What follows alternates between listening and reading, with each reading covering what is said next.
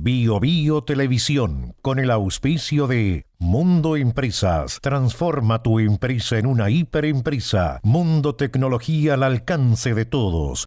Aeolus i3 de Dongfeng. Libérate del estrés con Melipaz, tranquilizante natural de NOP Laboratorios, pinturas y adhesivos blanco. Llegó la nueva forma de pintar con despacho en 24 horas. Presentan comentarios de Tomás Mochiati. ¿Andas acelerado? ¿Te sientes más irritable y alterado? ¿Te cuesta dormir bien? Tranquilízate naturalmente con Melipaz, que calma la ansiedad, relaja y reduce el estrés. Libérate del estrés con Melipaz. Pídelo en todas las farmacias del país. Siliconizer de Lanco. El único impermeabilizante para techos y paredes que protege en dos fases. Fase 1, el impacto. Sellado y ultrarresistencia elastomérica para aguantar el impacto de la lluvia a 115 kilómetros por hora. Fase 2, el agua emposada. Tecnología reforzada con fibra que soporta el agua emposada eliminando filtraciones. Para lluvias cualquiera, para diluvios. Siliconizer de Lanco. Siente el color, siente la protección. Lanco.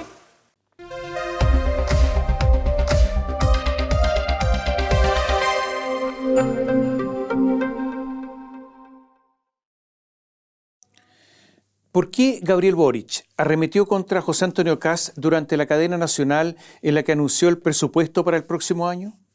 ¿Es solo su carácter sanguíneo, su pulsión visceral, la enésima prueba de que la emoción, aunque tenga algún carácter primitivo, gana la razón? ¿Es solo la ausencia de consideración hacia la institución de la presidencia? ¿Es una manifestación más de ese asunto que él, el presidente, llama habitar el cargo? Naturalmente que la rabia de tener como eventual sucesor a José Antonio Kast se le nota al presidente. Que Kast pueda tener tanta legitimidad democrática que él le molesta.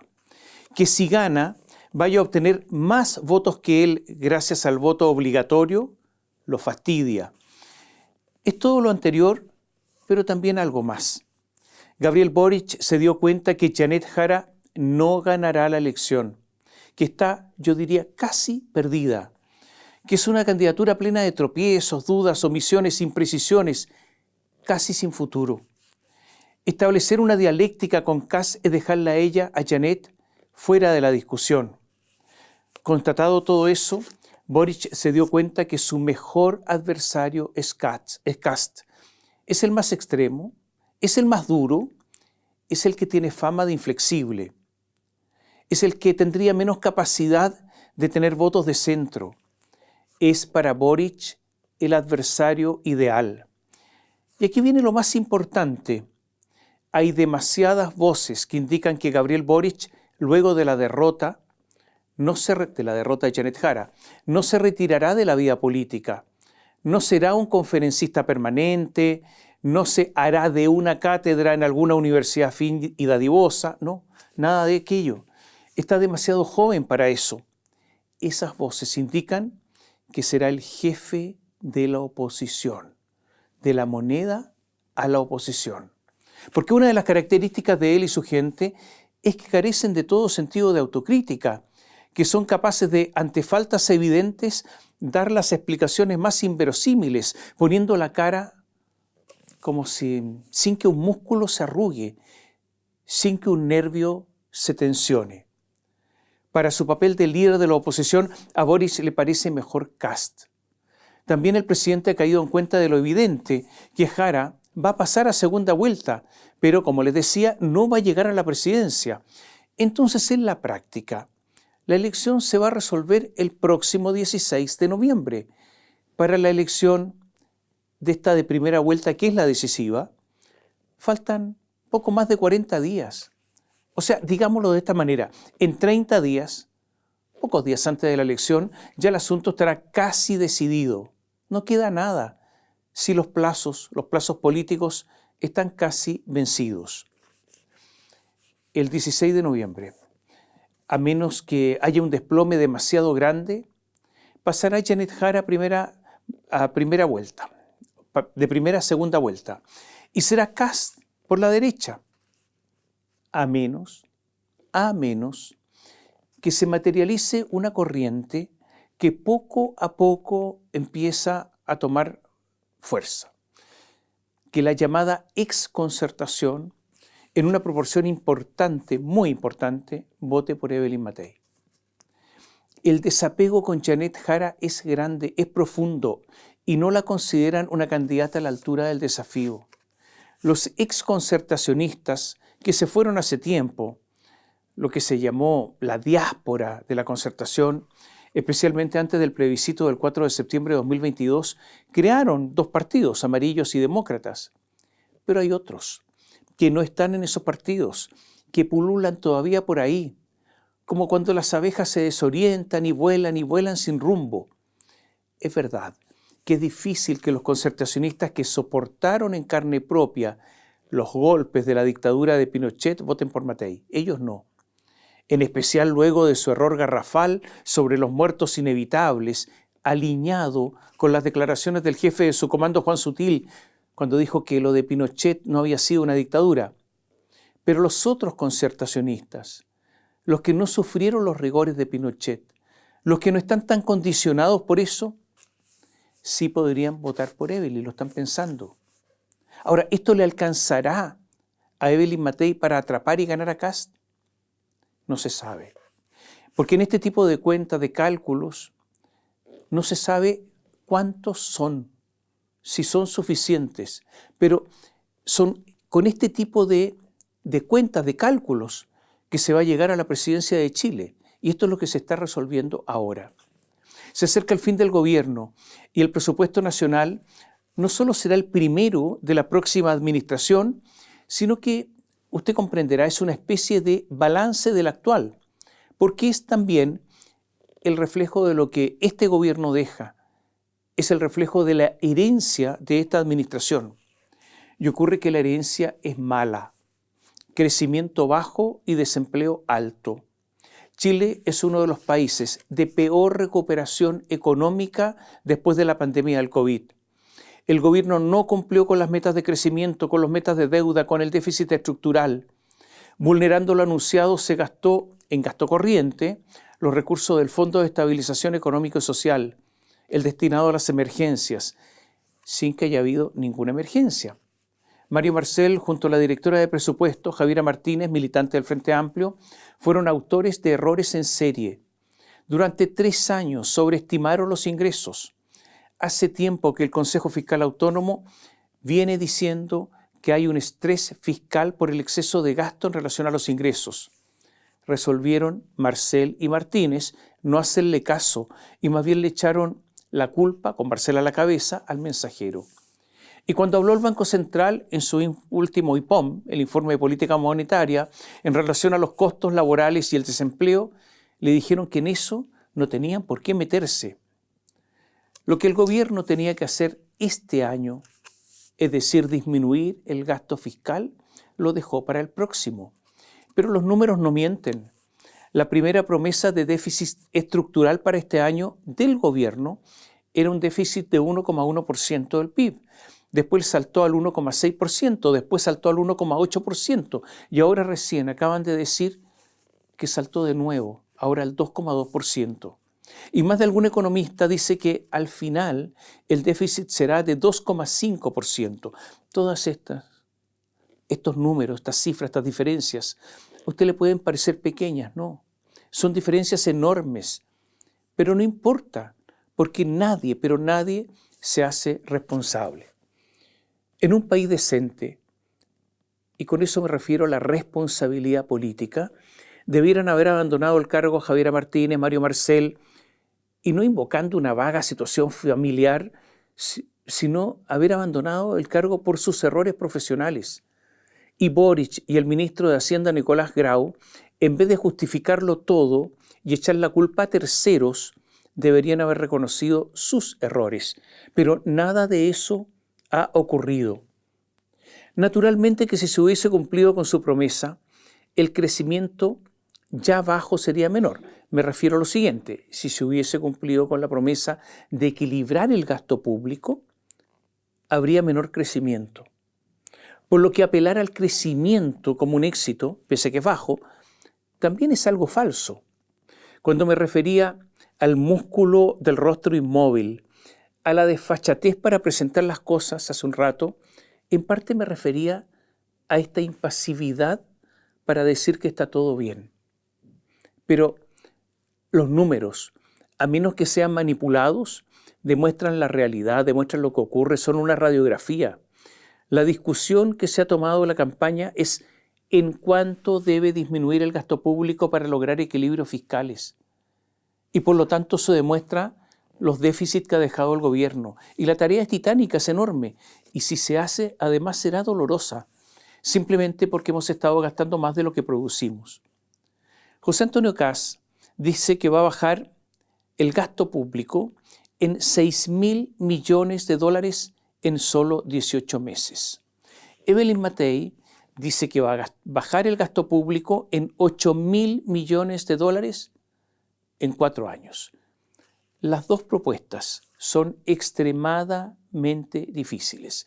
El economista jefe de Janet Jara se fue por otro lado, porque si hace un tiempo se decía que el límite de la deuda era del 40% del PIB, después, al no poner coto al gasto, se dijo no, el 45%. Pero ahora el economista de Jara, Luis Eduardo Escobar, dijo que llegar al 50% no sería problema. O sea, la candidatura de Janet Jara desea seguir endeudándose. Los desequilibrios originados por el mal manejo económico del próximo gobierno, y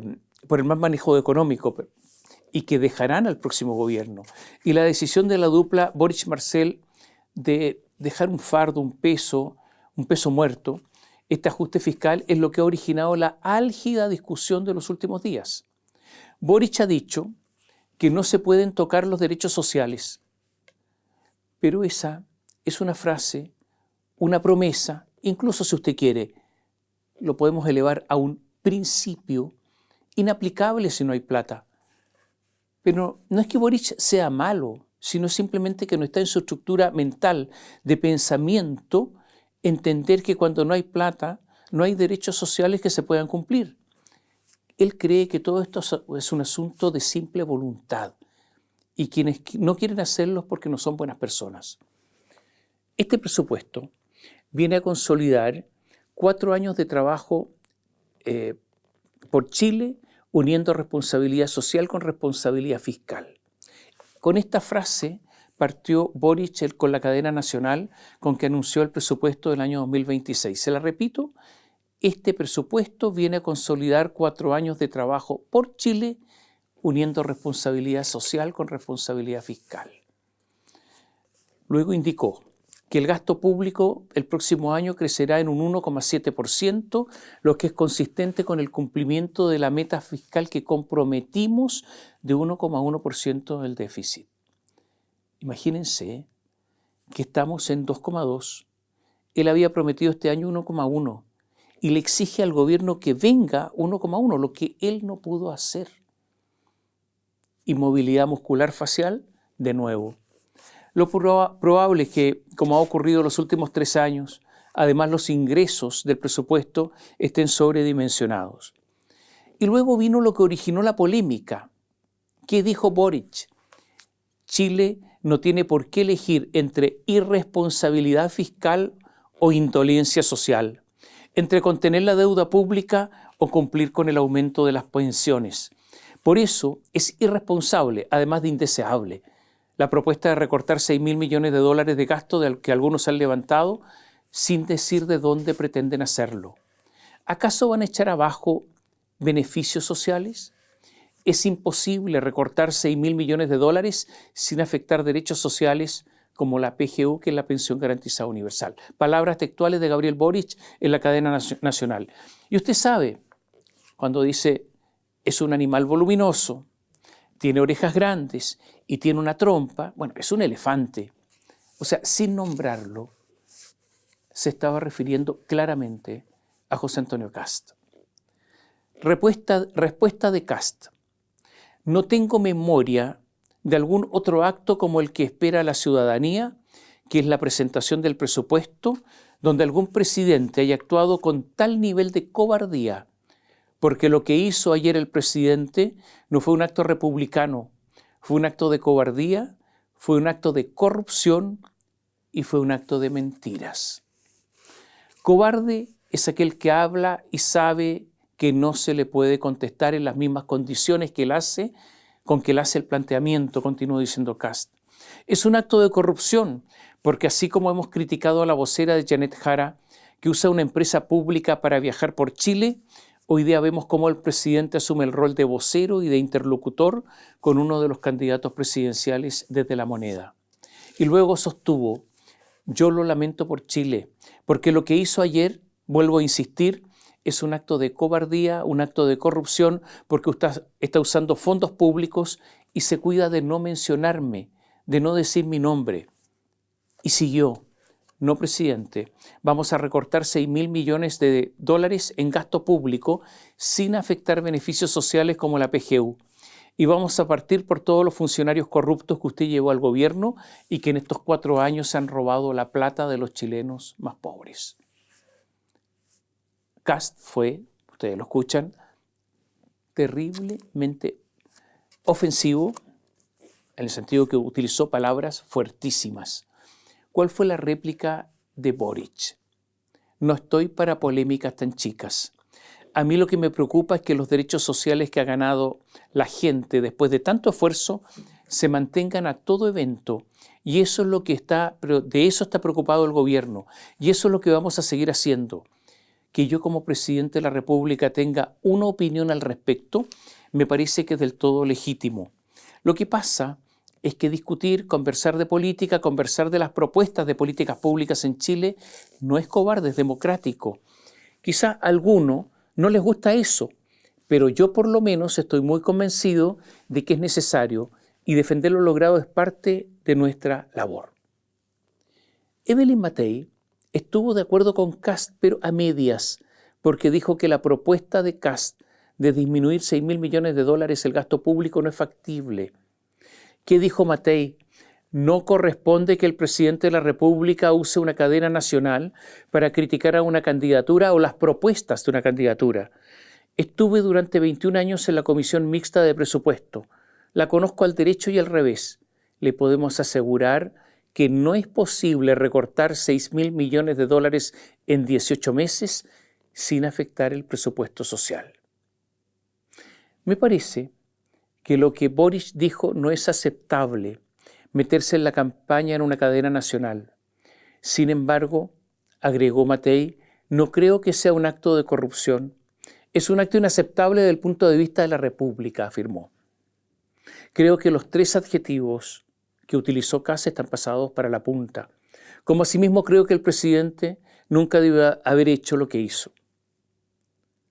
Franco Parisi, ya convertido en una especie de francotirador que dispara al que se le pase por delante, lanzó su artillería. Dijo, no me voy a meter en peleas de cuiquitos millonarios que andan llorando porque le tocaron la oreja o no le tocaron la oreja. Aquí los dolores y los problemas son mucho mayores. Si el candidato acá se siente ofendido, es problema de él.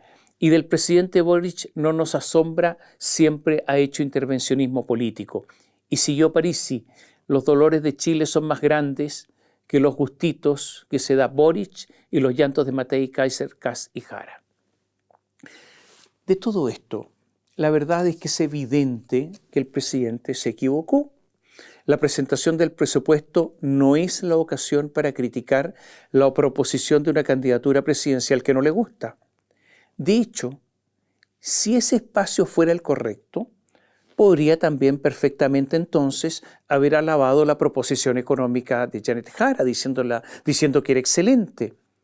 ¿Se da cuenta con esto que le digo, que lo que hizo Boric no es aceptable? Es la dificultad mental que produce el concepto propio de Boric de habitar el cargo en vez de ejercerlo.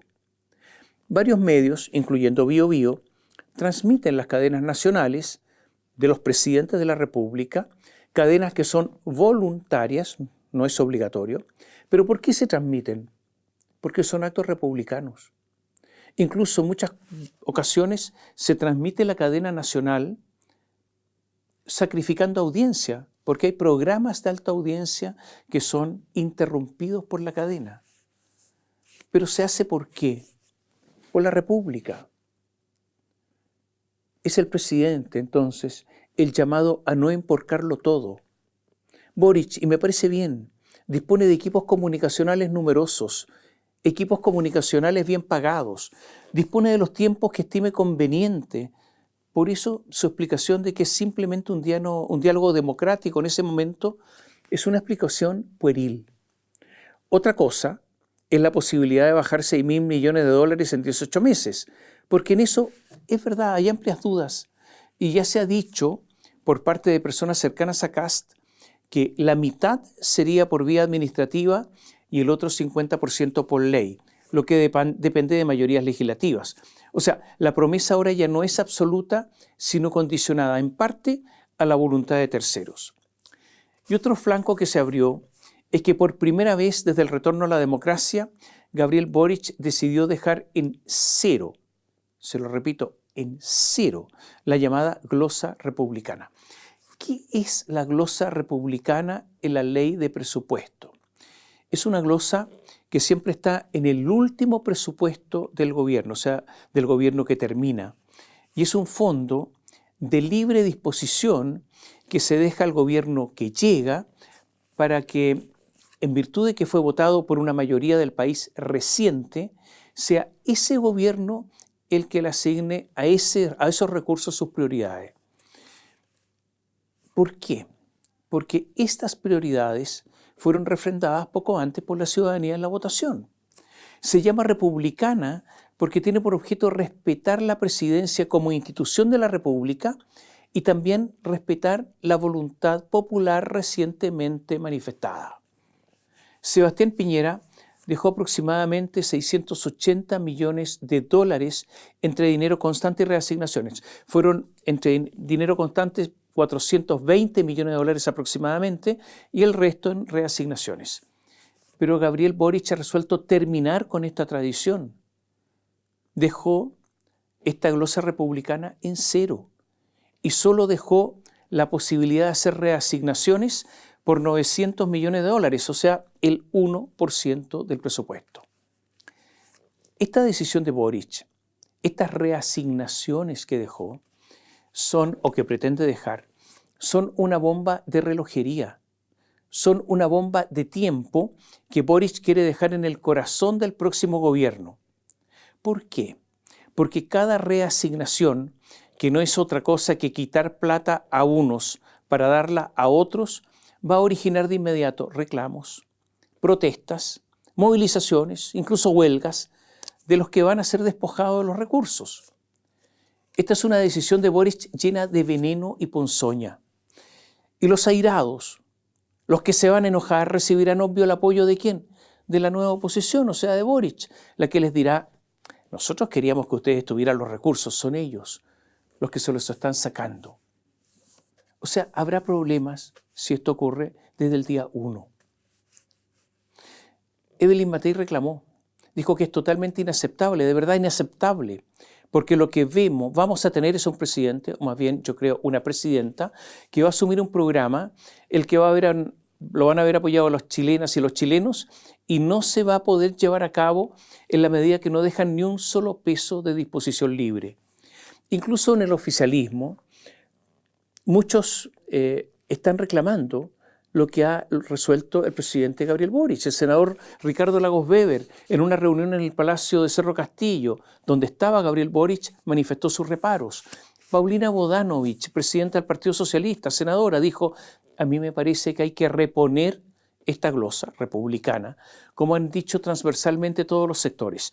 Nicolás Grau, ministro de Hacienda en el Congreso, mostró una tímida señal, al menos no negándose a cambiar la fórmula de reasignaciones propuestas por el Ejecutivo. Dijo, es parte del debate, hoy día se dieron en la discusión argumentos a favor y en contra, vamos a seguir conversando. Dejó la puerta abierta. Janet Jara, vamos a hablar de ella más adelante, tiene la necesidad de desmarcarse desesperadamente del gobierno porque le faltan votos. Los votos del gobierno ya los tiene, los votos del oficialismo ya los tiene, pero son insuficientes. Necesita otros votos. Y en este intento de separación que intenta respecto del gobierno, hizo una declaración crítica respecto de Boric.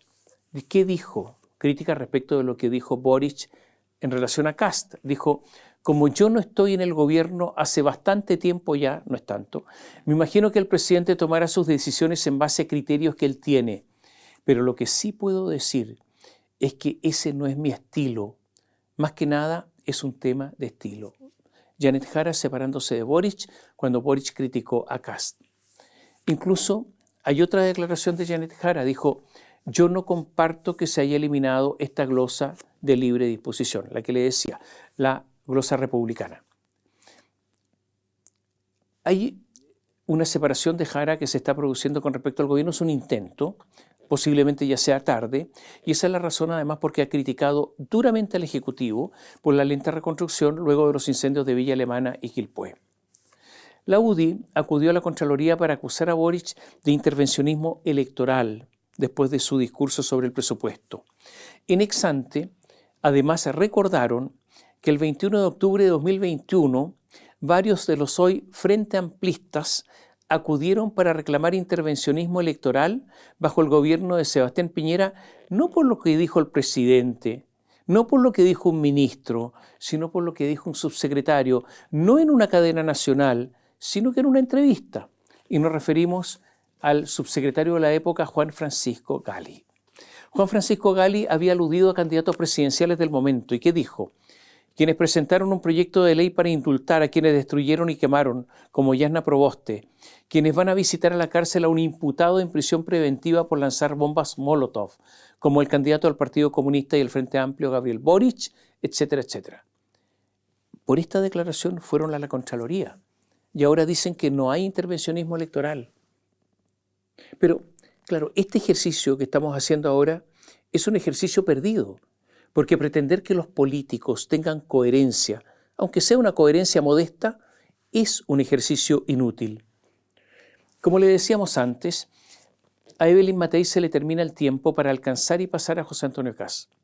Sus esperanzas recaen en un error de Kast importante y en que los ex Concertación, la centroizquierda, abandone a Jara y voten por ella, lo que le decía hace un rato.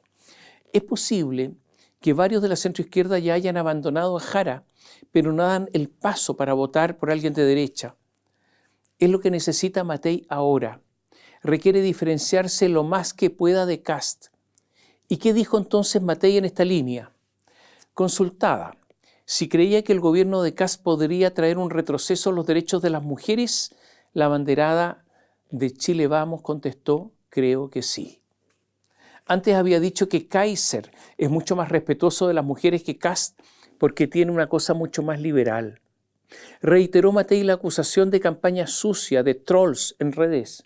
Son republicanos, no sé si del comando mismo, pero de que son republicanos lo son y que él, o sea Kast, nunca ha dicho que lo siente. Preguntada si Kast es de ultraderecha, respondió: él tiene una forma de no conversar con nadie que básicamente significa ser un extremo. ¿Extremo de qué? De derecha. Ahora, este es el mismo discurso que podría tener un concertacionista. Y lo más importante, Matei aseguró, cuando se le preguntó, bueno, pero ¿apoyaría a Kast? Dijo: yo voy a ganar. Como lo hacen todos los políticos, voy a ganar. Pero, ¿usted va a apoyar a Kast en segunda vuelta si pasa a él? Matei no le dio su voto y dijo: no me mando sola. Yo en este momento lidero una coalición muy amplia de gente que tiene sensibilidades hacia el pasado, que son muy distintas. Yo no puedo comprometerme y arrastrar a toda una coalición en un tema. Hoy día yo no soy yo no más. Yo soy la líder de una coalición amplia. Yo no puedo hablar por mí. Yo ya no soy una persona particular. Esta ambigüedad, esta duda de Matei, es la ambigüedad justa, milimétrica, para convencer a los indecisos desencantados con Jara para que voten por ella. Ahora bien, Matei sufrió una pérdida. El 11 de marzo pasado, junto al gobernador de Arica, Diego Paco, dijo que su primera acción como presidente sería ir al norte. Lo podrá hacer, pero este gobernador ya no la apoya porque se fue con Kast. Paco dijo, Paco el gobernador: esta decisión que estoy tomando de apoyar a José Antonio Kast no es algo personal, no es algo antojadizo, ni tampoco en contra de alguien. Lo que quiero que ustedes entiendan es que mi región hoy se encuentra en una situación muy grave, en una situación muy crítica y de emergencia. Todos los días roban vehículos, tenemos problemas de crimen organizado, tenemos problemas con la seguridad en la frontera. Por eso me voy, prefiero a Kast. El senador Francisco Chaguán se enojó y dijo, con mucho dolor, porque conozco a Diego Paco, y sé lo que significa para Renovación Nacional y nuestros pueblos originarios, debo señalar que lo que acaba de pasar es parte de una estrategia diseñada por el Partido Republicano para socavar el alma de la campaña. No lo lograrán, dijo. Y a Paco lo pasaron al Tribunal Supremo de Renovación Nacional.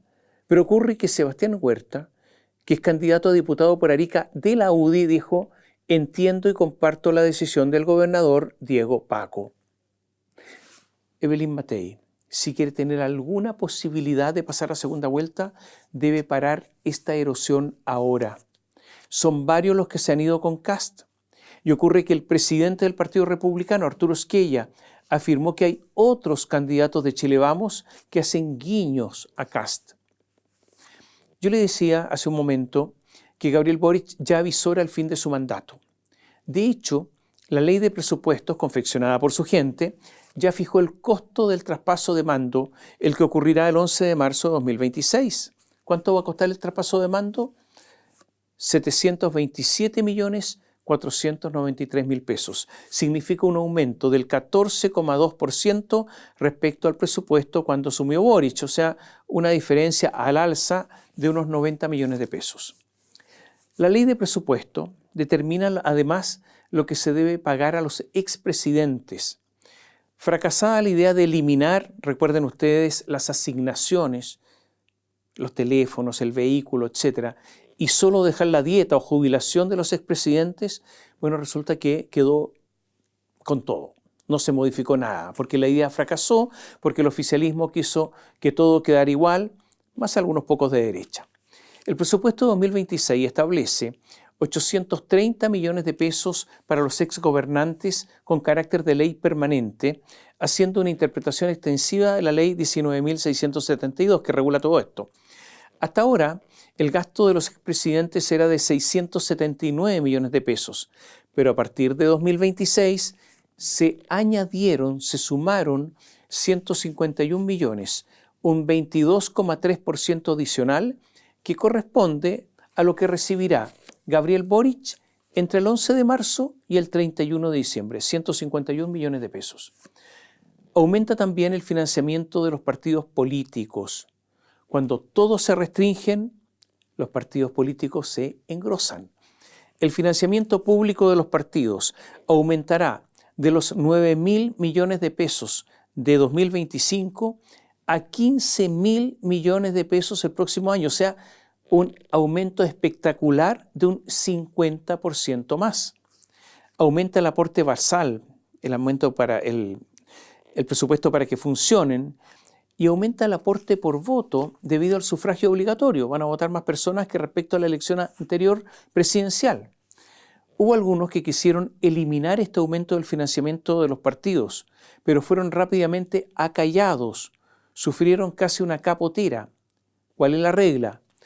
La economía del país puede estar mal, pero la de los partidos jamás, siempre va a estar bien. Le voy a dar algunas ideas rápidas sobre los contenidos del presupuesto. El presupuesto que presentó Gabriel Boric autoriza un endeudamiento de hasta 17.400 millones de dólares adicionales. Hay un crecimiento del 5,6% en salud, concretando un alza de más de un 30% durante el actual mandato. Yo me pregunto, si han subido en 30% el presupuesto de salud, ¿dónde está esa plata? Estamos con listas de espera gigantescas, con hospitales sin recursos. O sea, la sospecha es que hay una pésima administración. O sea, esa sospecha es ineludible. En vivienda se estima un aumento en torno al 7,6%, totalizando un crecimiento del 37%, lo que no se condice con la deuda que tiene el ministerio. El gasto de todo el país aumentaría un 1,7%, pero la variación real será de 3,3% si se compara con la ejecución esperada para el presente año. Volvamos a Janet Jara. Le decíamos que está en una desesperada lucha por captar votos. Intenta diferenciarse del gobierno y en las próximas horas presentará lo que han llamado anexo a su programa de gobierno, una especie de separata que tiene unas 70 páginas. En el Hotel Fundador en Santiago fue repartido los partidos en forma física, o sea, en hojas de papel impresas, perfectamente numeradas para que no se filtren. Es un intento, este anexo, del frágil equilibrio entre el Partido Comunista y el Frente Amplio con el Partido Socialista y los concertacionistas que andan volando un poco groggy. El presidente de la Democracia Cristiana, Francisco Huanchumilla, fue cauto, dijo: venimos a verlo, examinarlo, preguntar, dar mi opinión. Vengo con cierto optimismo, dijo. Jara sabe que le cuesta apropiarse de la agenda, liderar los temas, no ser una candidata marginal, sino una candidata principal. Para diferenciarse del gobierno, eligió, eso sí, a una presa. La presa se llama Carlos Montes, ministro de Vivienda, figura del Partido Socialista, pero una persona querida afectuosamente por el Frente Amplio y el Partido Comunista como un símbolo de la vieja guardia que alguna vez quiso ser revolucionaria. A Jara y su equipo no les faltan razones para criticar a Montes. El desorden enorme de su ministerio produjo en parte la repartija de plata con criterios políticos a las llamadas fundaciones, como Democracia Viva. Es su cartera la que ha tenido un muy mal desempeño en la reconstrucción después de los enormes incendios en la región de Valparaíso. Y es su cartera la que inexplicablemente debe cerca de $130 millones a empresas de la construcción.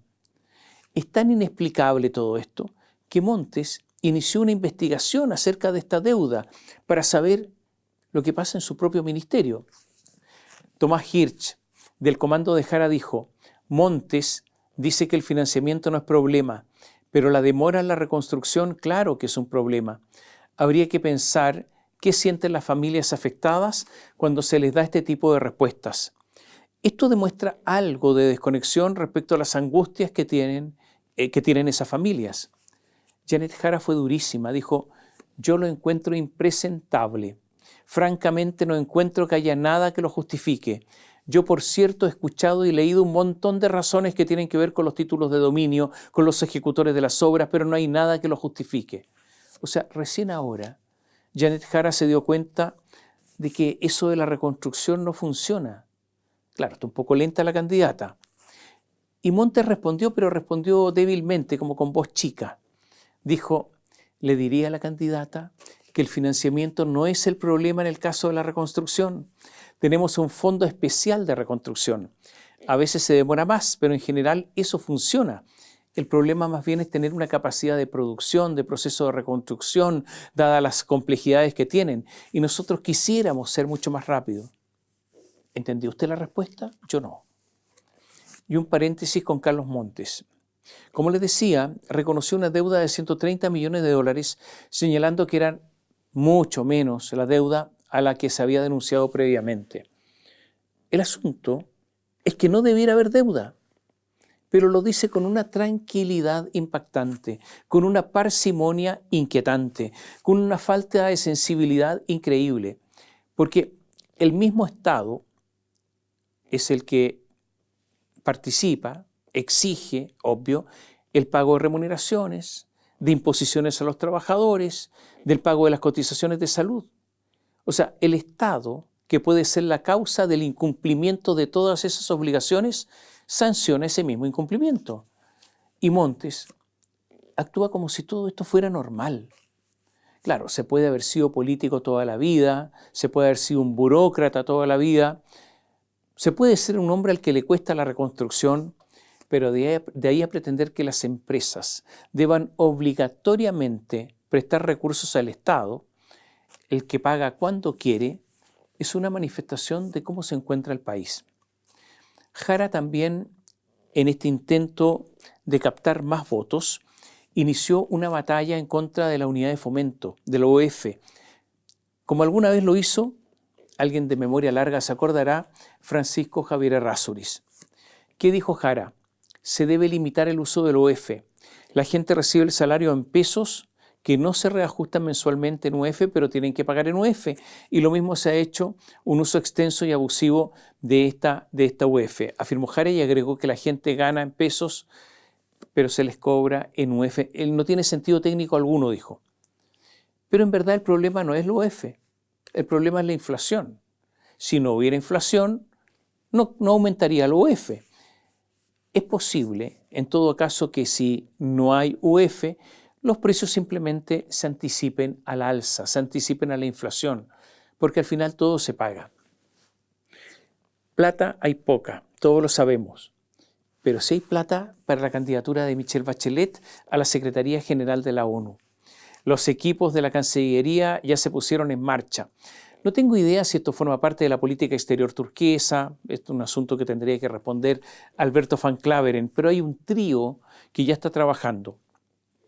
El mismo Alberto Van Claveren, la embajadora de Chile en la ONU y amiga de Bachelet, Paula Narváez, y el director de la División de Asuntos Multilaterales, Frank Tessler.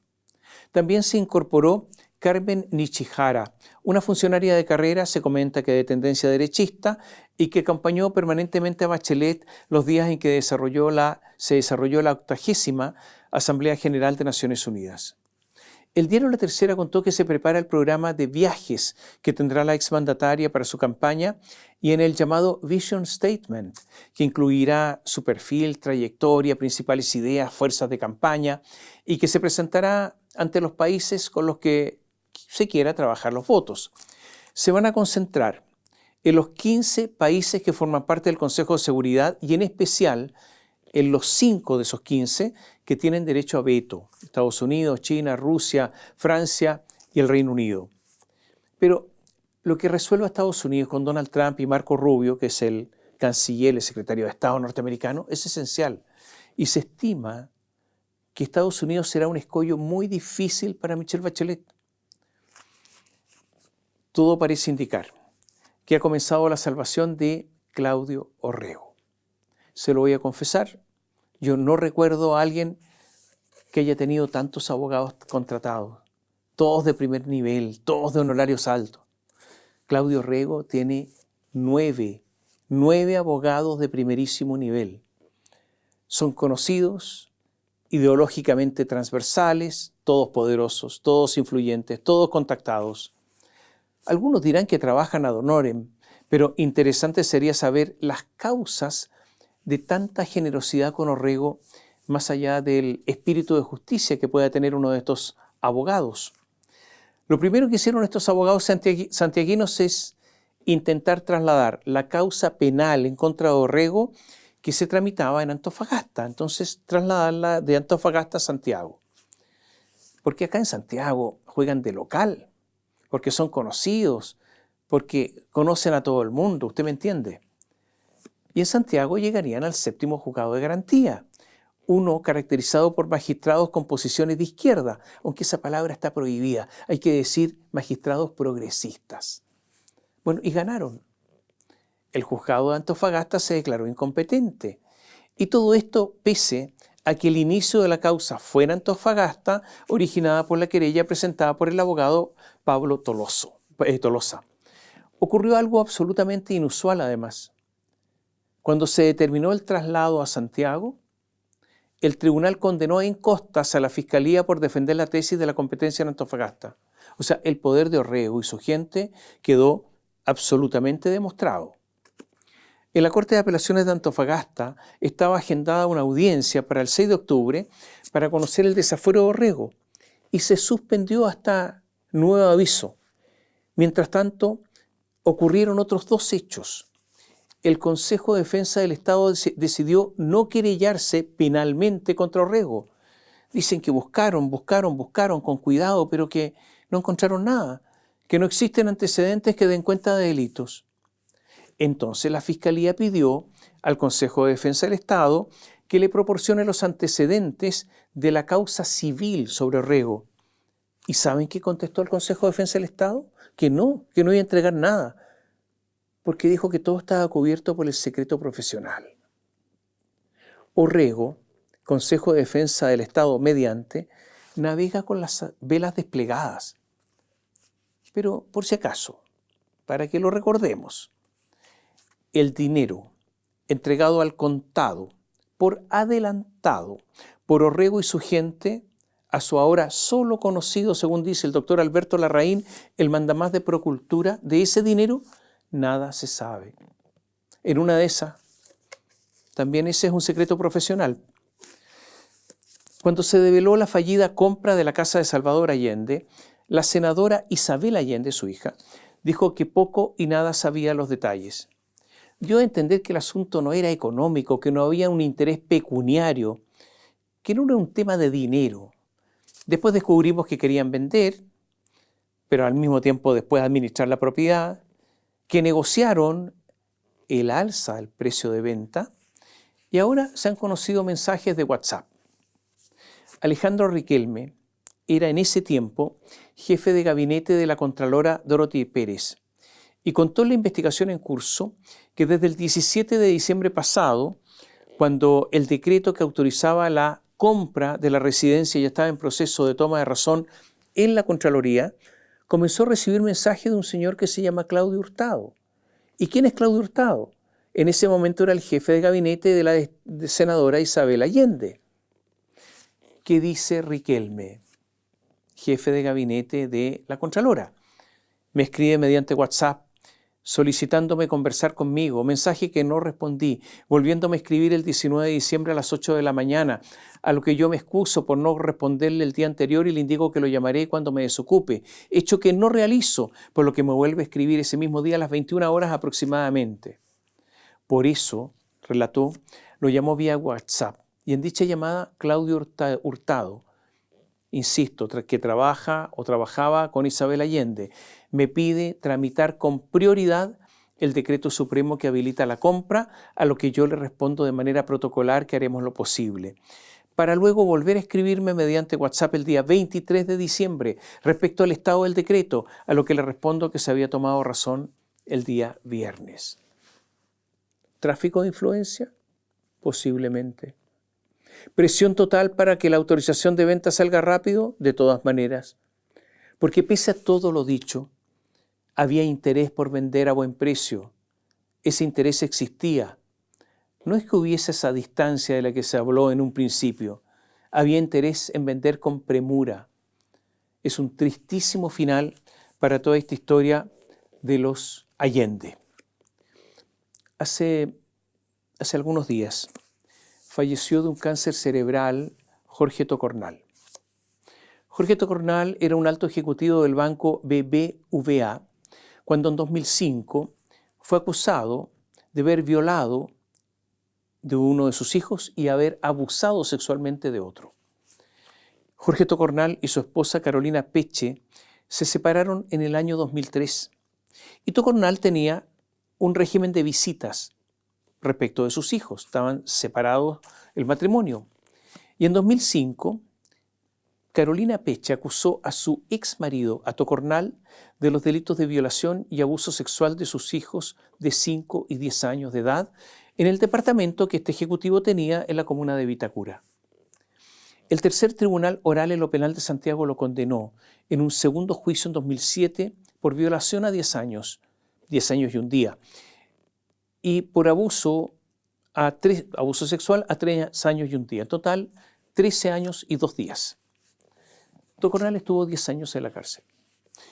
Para obtener beneficios penitenciarios, siempre hay que reconocer la culpabilidad, o sea, manifestar remordimiento. Pero prefirió estar largos años en la cárcel antes de reconocer lo que no había hecho. Gendarmería lo trasladaba de cárcel en cárcel, presionándolo, lo trasladaba a cárceles muy malas para que reconociera su responsabilidad y se fuera libre. Tocornal gastó todos sus ahorros, todos sus bienes en su defensa, quedó sin nada y terminó destruido por la justicia. Recurrió al Tribunal Constitucional sin éxito. Intentó en 2014 un recurso ante la Corte Suprema sin éxito. Pero ocurre que 3 años después de salir en libertad, cumplía su condena, su hijo, que presuntamente había violado, confesó que todo era una mentira. El 14 de junio de 2019 se presentó un nuevo recurso ante la Corte Suprema que incluye un audio de 92 minutos, grabado 6 meses antes frente a 2 abogados y un notario. Y el muchacho afirma sobre el origen de la imputación. Dijo que una frase suya fue sacada de contexto por una empleada doméstica y ante la insistencia en preguntas sobre el asunto inventó una historia que involucraba a su padre. El tema, detalla, creció con visitas a psiquiatras y con la convicción de su madre de que había sido abusado. Y posteriormente, cuenta, le informó a ella que había faltado a la verdad, pero acusa fue manipulado por su madre por despecho. Tocornal publicó un libro que se llama Tocornal, la hora de la verdad. Y cuenta así el reencuentro con su hijo después de que éste confesó que todo había sido mentira, después de que él había cumplido su pena en la cárcel. Y lo dice así: cuando nos encontramos ese día, mi hijo ya tenía 23 años. Era alto, no como me lo imaginaba, pero mantenía sus rasgos. La última vez que lo había visto tenía 10 años y habían pasado 14 desde entonces. Me fui de su vida, pero no por voluntad propia, sino porque después de una declaración suya el fiscal me mandó preso. Afirma en este libro testimonial que hubo una telaraña tramposa y siniestra que involucra a mi exmujer, su madre, la Fiscalía Oriente, la PDI, el Instituto Médico Legal y algunos jueces del Tribunal Oral.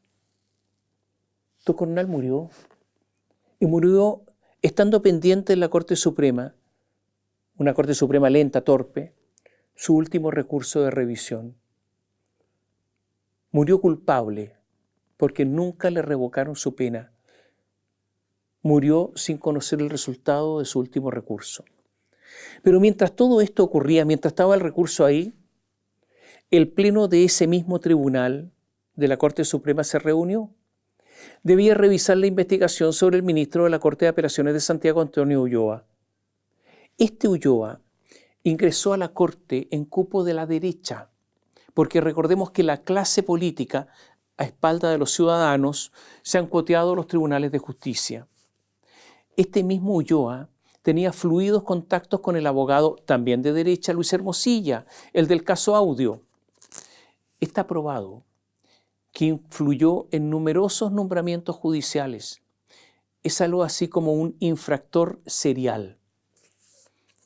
Hubo una permanente y reiterada búsqueda de nombramiento de jueces afines, cuando Hermosilla tenía línea directa con el Palacio de la Moneda cuando gobernaba Sebastián Piñera.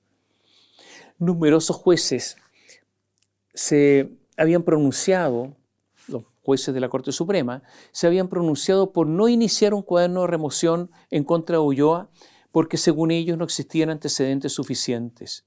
Y pese a haber dado opinión previa, no se inhabilitaron cuando se vio su remoción. Tampoco hubo inhabilidades por amistad, cuando sí hay amistades ahí. Y solo como una curiosidad, la ministra suprema, Adelita Rabanales, que está a cargo de la Comisión sobre el Código de Ética de los Tribunales, votó en contra de la remoción de Ulloa. ¿Quiénes votaron también por mantener a Ulloa? Manuel Valderrama, Diego Simpértigue, Mauricio Silva, María Angélica Repeto, María Teresa Letelier. Ulloa fue acusado de violación al deber de reserva por traspasar al abogado Luis Hermosilla información sobre acuerdos judiciales, información sobre votaciones de las Cortes antes de que fuesen públicas, actuar con falta de probidad por intervenir en concursos de nombramientos y no inhabilitarse en causas en las que tenía gran cercanía con los intervinientes. Leo, este es un WhatsApp entre Ulloa y el abogado Luis Hermosilla. Gracias, estimado Luis, por todo el apoyo que me has brindado para lograr este nombramiento. Lo tomo con responsabilidad y humildad, comprometiéndome a trabajar con esmero y dedicación. Por favor, agradece al señor presidente. Así le escribió Ulloa al abogado Hermosilla en abril de 2021, luego de ser designado magistrado de la Corte de Apelaciones de Santiago. Hola Luis, si puedes apoyar para ministro de Talca Gerardo Bernales, que es juez civil talquino, y ha hecho toda su carrera en esa jurisdicción. Es doctor en Derecho y republicano. Es el mismo juez a quien apoya Isabel Margarita. Otro mensaje, 19 de enero de 2021. Por favor, ayuda a la Ana María. Te lo pido por favor. Tú eres el único que puede revertir esto. Basta con que hables con Andrés Chadwick para que él hable con el presidente. Por favor, Lucho, te lo pido, por favor. Mensaje de audio enviado por Ulloa Hermosilla, 23 de diciembre de 2021. En este, Ulloa habría buscado beneficiar a Ana María Hernández, quien fue nombrada fiscal judicial de la Corte de Apelaciones de Santiago en enero de 2022. El 3 de abril de 2021, Hermosilla escribió al asesor de Sebastián Piñera, Benjamín Salas, sobre un concurso a ministro en la Corte de Santiago y dijo: Ulloa nos ayudará con todo. Esto lo consignó CIPER. Ulloa en su defensa dijo que no se inhabilitó en causas sobre abogados con los que tenía cercanía porque las inhabilidades corren para las partes, pero no para sus abogados. Perdone, pero yo, con todo respeto, yo digo que esta es una explicación grotesca.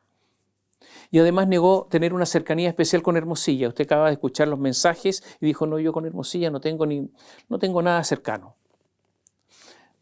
Un testimonio indica que cuando Ulloa llegó a Santiago, hizo un cóctel de conocimiento y agradecimiento de determinadas personas. Agradecimiento a determinadas personas. Y dentro de las cuales estaba invitado el señor Samuel Donoso. Es en esa oportunidad que conoció al señor Donoso con su señora. Ese cóctel fue otra gente. Fueron judiciales, algunos abogados conocidos. En otra ocasión realizó una invitación a cenar a Luis Hermosilla con su señora Samuel Donoso y a Gabriel Saniasli. Son abogados poderosos. Donoso era el abogado de Sebastián Piñera. ¿Qué dijo el abogado defensor de Antonio Ulloa? Dijo: cometió un error y fue imprudente, pero eso está sancionado. Le aplicaron una suspensión de 2 meses, lo que nos parece que es una sanción proporcional. Dijo que Ulloa estaba dispuesto a ser trasladado a otra corte del país, como si los ciudadanos de otros lugares fueran de segunda clase. Hay gente que no tiene vuelta. Desde luego, ya sabemos ahora cuál es el estándar de la Corte Suprema y de la percepción que tiene la Corte Suprema acerca del deber de imparcialidad. Pero yo me pregunto, ¿con qué derecho estos jueces nos obligan a someternos a personajes como Ulloa? Creer en el Estado de Derecho es someterse a sentencias que nos pueden no gustar. Hasta se puede estar en total desacuerdo con esas sentencias. Pero, si confiamos en jueces probos e imparciales, sí las vamos a aceptar con tranquilidad. Pero con estos jueces, todo esto es imposible. ¿Sabe? Esta semana se me ocurrió pensar cómo el mismo grupo de hombres, en este caso jueces, pueden definir el destino de las personas sometidas a ellos de tan distinta manera. Tocornal y Ulloa. Ocurre cuando un grupo pequeño de hombres y mujeres tienen tal poder, un poder prácticamente omnímodo, sin controles, que ya no vale la justicia, sino la amistad. Pertenecer a alguna organización como la Asociación Nacional de Magistrados, tener una opción sexual hetero u homo, porque eso crea complicidades. Una opción sobre otros mundos, por ejemplo, ser católico o masón, o una opción política. Y sí, yo lo sé, porque nada de lo que he nombrado tiene que ver con el derecho a la justicia, pero en verdad tiene todo que ver.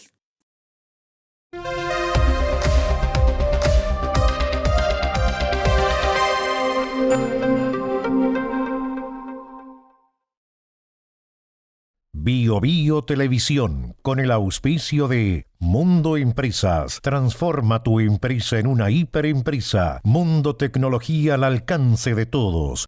Aeolus i3 de Dongfeng. Libérate del estrés con Melipaz, tranquilizante natural de NOP Laboratorios. Pinturas y adhesivos blanco. Llegó la nueva forma de pintar con despacho en 24 horas. Presentaron comentarios de Tomás Mochiati. ¿Andas acelerado? ¿Te sientes más irritable y alterado? ¿Te cuesta dormir bien? Tranquilízate naturalmente con Melipaz, que calma la ansiedad, relaja y reduce el estrés. Libérate del estrés con Melipaz. Pídelo en todas las farmacias del país. Siliconizer de Lanco. El único impermeabilizante para techos y paredes que protege en dos fases. Fase 1, el impacto. Sellado y ultrarresistencia elastomérica para aguantar el impacto de la lluvia a 115 kilómetros por hora. Fase 2, el agua en posada. Tecnología reforzada con fibra que soporta el agua en posada eliminando filtraciones. Para lluvias cualquiera, para diluvios. Siliconizer de Lanco. Siente el color, siente la protección. Lanco.